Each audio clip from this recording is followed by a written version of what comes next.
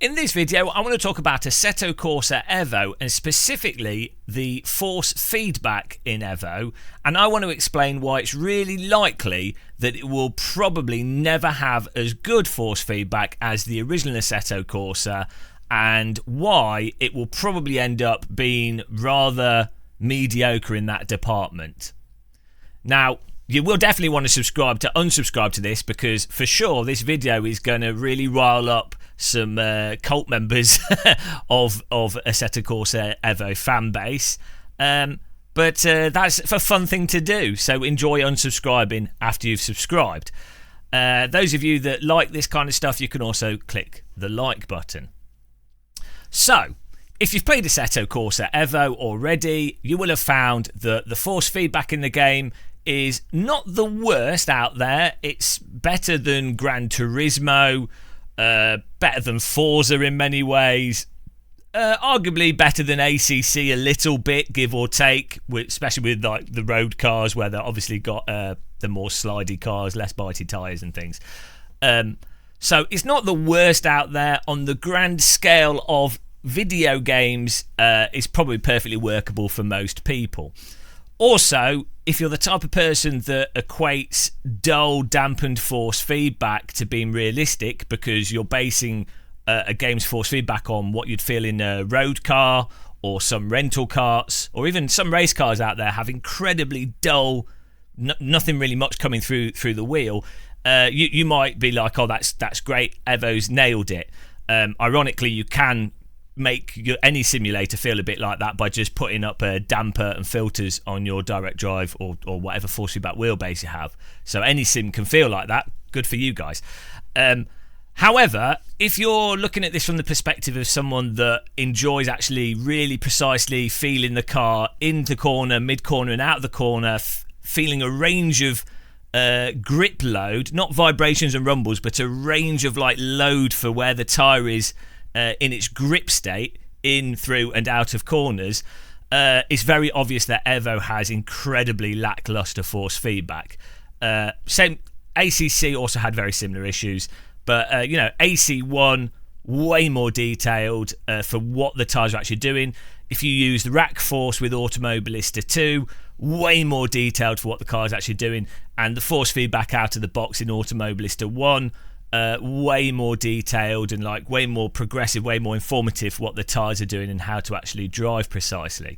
So the fact is, compared to what people that know what they're talking about compared to like sims that actually tell you what the car's doing, EVO's force feedback is absolutely terrible. Now, that's fine. The problem is, though, I can say that, I can explain exactly what's going on, and I can point to other sims as an example. However, what will always happen is you will get a vocal number of people that will ignore exactly what I've said, because they either A, don't understand what's being said, B, they're too slow to actually push a car onto the limit consistently and balance at the limit to know what the relevant force feedback is to relate to actually that act of balancing a car at the limit. Or C, they are really, really fast drivers because they've spent a lot of time memorising the physics of a given simulator. So the force feedback's actually irrelevant for them because they're basically driving through a rote memorisation process, at which point you can literally turn the force feedback totally off in a sim because you already know exactly what to do with your inputs to get the specific outputs, and you're not really driving by what's happening in the moment, you're just driving by memorization, which is something that everyone would eventually do. When you get better at stuff, you do actually memorize and learn what happens before it actually having to happen. I mean, that's how I got pretty good at stuff like iRacing that has really mostly poor force feedback. That's how I got reasonably okay at ACC. However, you will notice with these drivers that drive by rote memorization, you will notice in ACC when you do a wet race with them, they all just start crashing straight away because they haven't practiced and memorized that. Same in iRacing.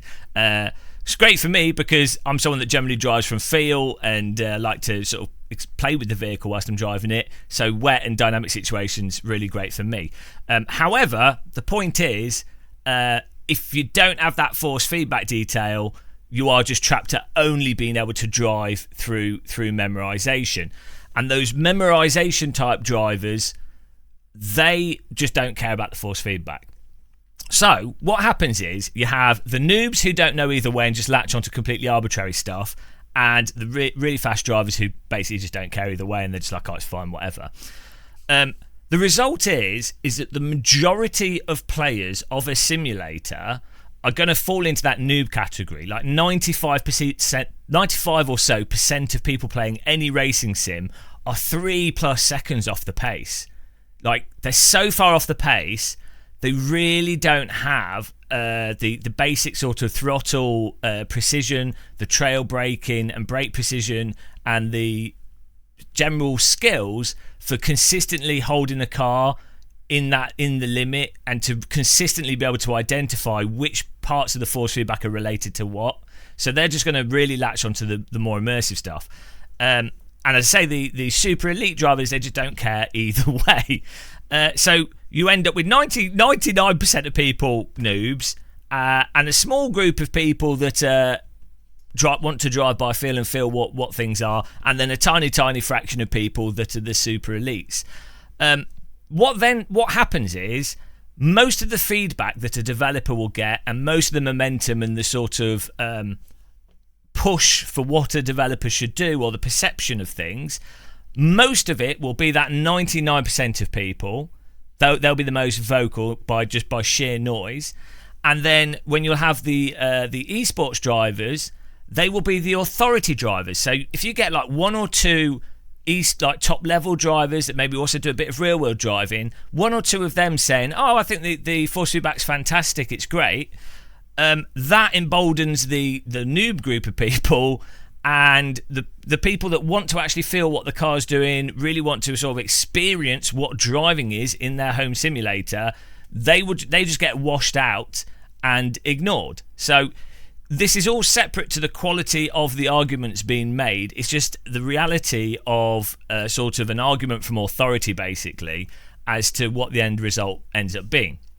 So, like what we saw with ACC, for example, I was explaining very clearly for 4 years, the game does not have useful force feedback for once you've loaded the suspension up. There's no information there. And I would be gaslit constantly by people saying, oh, no, it's your wheel you're using, them forgetting that I've got 10 direct drive wheels, set up wheels for people. You know, they'll go, oh, it's your skill level. Well, I'm sorry, as someone that's managed to get to 5k I rating, I'm obviously not the worst sim racer in the world. I don't think I'm that good. I'm certainly not an alien, but I'm at a skill level where I can understand things. So, you know, and then they'll be like, oh, well, it's your settings. And it's like, well, we've obviously gone through every single setting possible, and we can contrast AC1 with ACC. Like, you cannot, with a wheel that's set up correctly, you cannot play AC and ACC and come to the conclusion that they have similar force feedback. That alone shows that you do not understand what you're talking about. And then the same with AC EVO and AC1. You cannot play AC1 and EVO, and if your wheel set up correctly, you cannot come to the conclusion that EVO's got similar detail that's useful to drive from, or is as detailed. You know, you just can't come to that conclusion. But a lot of people will say, you know, it's your settings. Anyway, the point is, I actually think it's utterly futile. I don't think there's any way that someone can explain what is missing from ACC and EVO in a way that the noob type drivers or people who just don't know or don't get it will understand it. So basically, the point of this is, I don't think, unless a developer miraculously understands the details that a simulator needs to have in order for someone to be able to drive naturally, all that happens accidentally through the technical implementation of how a developer's done the force feedback. Unless that happens basically by accident, there's no way that someone like me, or those of you that do understand this, can explain things to other people where they'll accept it. So the end result is that it's really likely that EVO will never have as detailed force feedback as the original Assetto Corsa, AMS1, or better force feedback as detailed, or just force feedback that tells you what the car's doing at all phases through driving. So, you know, I'm sure it might get better and it might be a little bit different from what it is now, but I just don't see why would a developer even care? Like, you look at games like Gran Turismo, the force feedback in that is borderline, feels like it's clipping at all times, and people just accept it. They don't know any better, so they will just accept it. Look at ACC, as long as you have a few real drivers say, oh yeah, it feels great, feels just like the steering in my real car, these real drivers often are not really thinking about haptics to a particularly deep level. They're just saying, you know, well, it literally feels similar, because they're not normally creatives in that sense. They're normally just race drivers. They want to be successful race drivers. Also, they don't want to stir the pot by telling people they're wrong or that this could be better or worse. That's not their place, and they would probably lose sponsorship and money by being too direct. So you'll notice when real drivers talk about games and feedback, they actually talk in an incredibly vague way that allows people watching what they say to come to their own conclusions. But yeah, you're like, it's not going to change. If ACC could go through 5 years of being how it was, and ACC is so horrendously bad in its force feedback, if that can be denoted as successful, I don't think it's going to change. The only thing that I have hope for is that, unlike ACC, with Evo, there's a lot of AC1 players that will go to Evo, or expect Evo to be like another Assetto Corsa. Whereas from what I've seen and what I've experienced, a lot of AC players basically just ignored ACC because they were like, well, we don't really care about GT3 cars. We're more into driving and the driving experience than we are the pure racing.